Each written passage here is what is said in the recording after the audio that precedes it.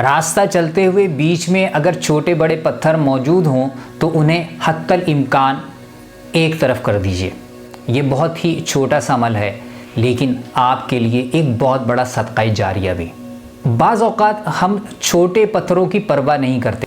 ख़ास तौर पर उन नौजवानों को इस बारे में बहुत ख्याल रखने की ज़रूरत है जो गली में क्रिकेट खेलते हैं और क्रिकेट की विकेट बनाने के लिए चंद पत्थर सड़क के बीच में रख देते हैं, और जब खेल से फारिग होते हैं तो वो पत्थर वहीं रास्ते में बीच सड़क पर पड़े रहते हैं।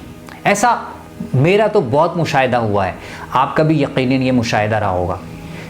बाज़ औक़ात हम इन छोटे पत्थरों की परवाह नहीं करते, लेकिन ये छोटे पत्थर भी किसी दूसरे के लिए बड़े नुकसान का बाइस बन सकते हैं।